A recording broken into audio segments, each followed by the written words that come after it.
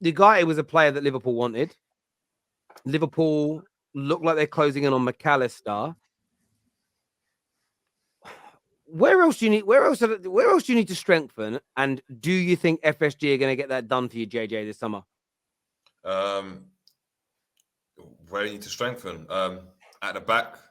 We need a right back. We need centre backs. We need midfielders, plural. We need cover for a right winger. Do I trust FSG to do it? No. Do I trust Klopp to be quite ruthless with players? No, I don't. So I don't know. Even this McAllister deal, I'm not until it's done. It's not done for me. I know. Look, he's crying after the game and he's hugging. The players and stuff after Brighton's last game. But look, he could be going anywhere. I don't. It's difficult for me from just like if from an objective standpoint to see why McAllister would want to come to Liverpool if there's Champions League teams in for him. So if a Man City are in for him or a United were in for him, why would he come to Liverpool? Maybe I'm underestimating the pool of Liverpool, but it just doesn't make sense to me because I don't necessarily feel Liverpool will be back winning leagues again next season. I think we'll be challenging for the top four, but I think there will be a period where we need to reestablish ourselves again. So yeah, we've got a lot of work to do. And do I trust FSG to? Do I trust every area of the squad to be plugged and filled? No way. No. I do think we're going to be lacking in one department or another. It might be backup for a right winger. We might not go in and get a right back. But I do see a couple midfielders coming in and potentially a centre back as well. This talk of Matip might be leaving this season, might be sold this season. So someone to come in for him. Of course, look, Konate's been great, but he's quite injury prone.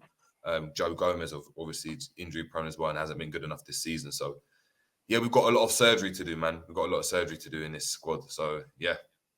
But if one thing we learned from these last 7-8 games at Liverpool, that Jurgen Klopp isn't stubborn as he used to be, and he changed the way he plays football, and it proved to be beneficial for Liverpool. So I think I was the one that said that this guy's never going to change. He's never going to change, and he just changed in a heartbeat. How did we change?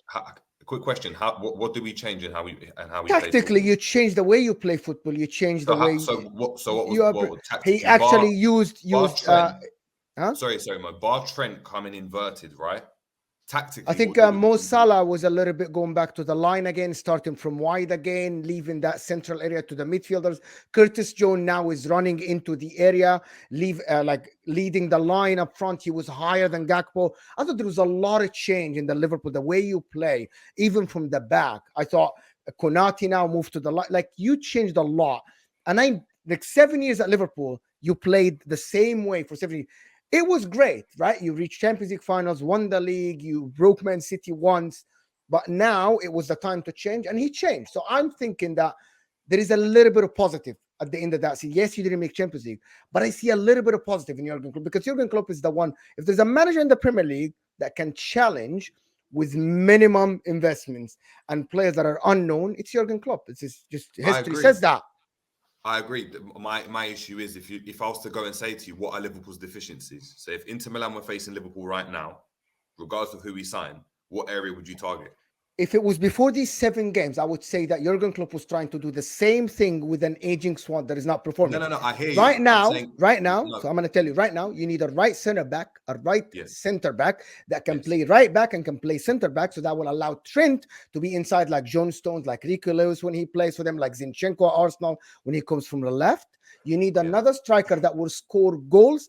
Just a number 9 to come in sometimes if you need goals. I know you didn't have that with Firmino. Now Gakpo is doing that false 9 really well. Yeah. You need a number 9 that will score at least 15 goals if the wingers are not scoring. Because remember, Mane and Salah used to score the goals. Now Mane's not there. Is Luis Diaz going to give you the same goals as Mane? And Salah, can he keep scoring at that rate at the same time? You said you need a backup for the right winger. So that meant you need 2 midfielders at least, because I think Curtis Jones is okay. I don't think Fabinho can do the job. You needed an Ugarte for Fabinho. You needed a defensive midfielder to do the Casemiro job, that does the Rodri job. You don't have that. So you need at least 4 players. But the thing about these 4 players, 3 of them will be starters for your team. And do you have the money?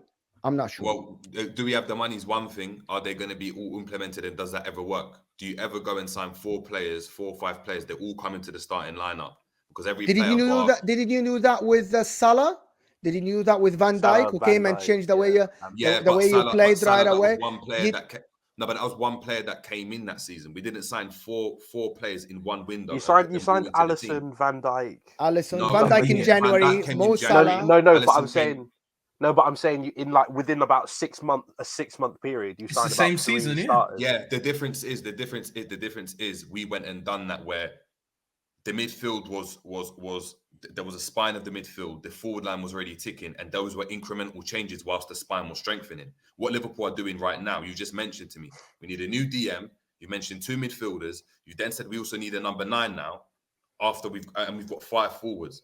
You're essentially can I interject and say that Trent? Can I interject and say Trent was that season was his beginning. So Trent, I consider Trent that season was a new player for you. He didn't play before, did he? Before that season that he reached a Champions League final, that was Trent's first season being integrated in the squad. Did he play before? When we reached the final, when we got to Kiev, when we had Terrace in goal, when we had Dejan Lovren at the back, that was his first season. That was Salah's first season. That was season. That was Van Dijk's first season. That was Van Dijk in January. Van Dijk in January, Salah, and I can't remember who else. Alisson came in the summer after. Van Dijk came in the January. The only one I don't remember was Fabinho. I don't remember when he came in.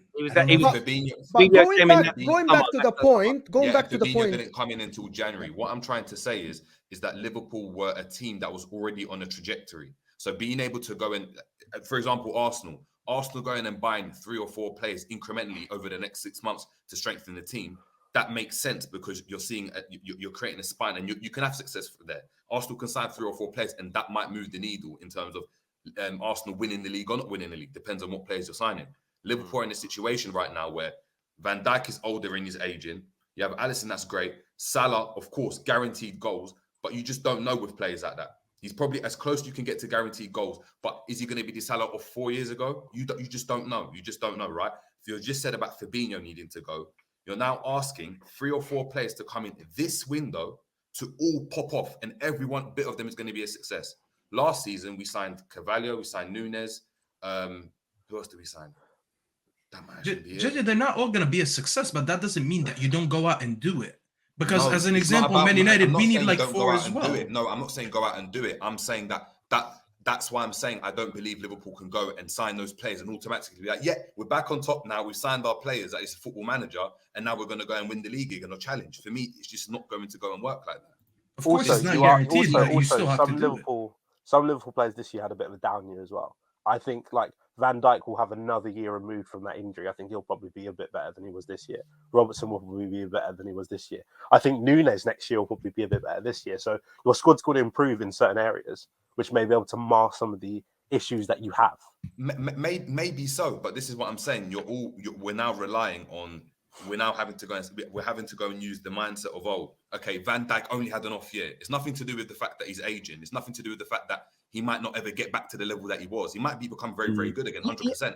But that requires Liverpool to be firing on every single cylinder. Now, Salah's going to be firing. Alisson might be firing. What about if those midfielders come in? How about if they don't pop off? How about if they get injured? What if Nunes doesn't get the goals that he might not get? Because right now, he plays better off the left than he does down the centre. We've signed a left winger and we're playing him down the middle. We've signed a number 9 and he's playing on the left, and that's where he's more effective. And Mo's just said that we need to sign another forward, but we've got 5 forwards. So now, what are we getting rid of one of those forwards? But because I don't trust Nunes to work. That's another body that's got to go and have to adapt. And this but Liverpool won't. I don't think Liverpool. All these players, they need to gel and they need to bed in. That's not going to go. It's not conducive to winning the league. And I don't think Liverpool are going to go and sign another forward after buying Gakpo and Darwin in the space of the last 12 months. That's probably just not going to be an area that you go. Diaz now. It's going to certainly be an interesting one. LFC My Religion says we are Liverpool. JJ Jesus so grim. What does that mean? What does that mean with Liverpool? We are Liverpool. We're coming. But what does that mean? Does that mean that every signing that we make, logically speaking, is going to pop off and it means we win the league? I'm confused. What does that mean with Liverpool? We're laughing at Chelsea for signing so many players, right? And I'm not saying Liverpool don't need to go and do that, but I'm saying gear your expectations accordingly. Don't think that Liverpool sign these players, right? Don't think that Liverpool sign McAllister, this person, that player, and we automatically, it's bang on that Liverpool are now back in Champions League finals and 1 point off winning the Prem. It might happen. Of course, it might happen. Anything can happen in football. I don't think Arsenal would be where they were this season. But is that, if you had to go and put your money on it, your life savings on it, would you say, yeah, Liverpool are going to win the league now? Let's be honest. If I'm McAllister, Jerry, I wouldn't sign for Liverpool unless you present me with a good project. I would sign for Man United if especially if they change ownership. I'm being honest. If your box office signing is McAllister only and you don't present him with a good project, who guarantees that Liverpool make top 4 next year? The guy publicly said, I want to play Champions League football. Yes, Jurgen Klopp is a proven manager, absolutely phenomenal. He's playing world-class players, but the squad is declining. And I think if they don't present a good project for McAllister, a World Cup winner, he shouldn't sign for Liverpool. I'm not sure what you think about that. Like I said, objectively speaking, look, if that was my son or my family member and they were, I didn't support Liverpool and they were like, look, I'm signing for this team. I'd be like, look, you shouldn't sign for them because they're not in Champions League. I understand that. But at the same time, if you're talking JJ's a real one, bro. Yeah, if you're talking about prestige, right? And you're thinking, you know what? Where can I, after Brighton, Liverpool, can that be the next step before I move on to a Real Madrid? If that's his aspirations, and you know that's just always going to happen. Do you know what I mean? That's just the way football works. He might go and look at that and be like, you know what? That's a better bet than going to a team now where I've got to go and play Champions League football. It might not work out for me. He might look at that team, the squad, the fact that the manager's there. Hell, they might be telling him, look, you're going to be the main man for the next 3 or 4, 5 seasons. And maybe that's what he's looking for. So I don't know what project's being presented to him. Do you know what I mean? And maybe they're giving him assurances that, look, if we don't make Champions League and you have a good season, a team can come in. But Man United have prestige, Jerry. We've done that with Suarez before. We've done it with other players. Pardon? Man United have prestige. You just said prestige, like Liverpool. Yeah, you don't think Man United have prestige? But that's what I'm saying. But with the ownership situation, with the fact that, do you know what I mean, you just don't. There's no stability right there. Yeah. Whereas right now at Liverpool, you have a manager that's been there for years. You've got an ownership that's been there for years. You've got a team, a squad that's been there for years, and they've got a track record of winning. So it's like, okay, they've won in the past. Maybe I can be the difference maker. And of course, every player's got an ego. They're thinking, I can be the difference maker and I can get them back on track. Otherwise, you don't believe in your ability, especially if you're that type of midfielder. So that's maybe how they're looking at it. But who am I to know, man? Yeah, it's certainly going to be an interesting one for Liverpool. I think with the right signings, I do think you could be dangerous again next year. But I do completely get your point that maybe some of the players having off years are just because they're past their best and they're aging and they may not get better. Therefore, it could take a couple of seasons to motor on forward. Viewers, let us know what you think and what you feel.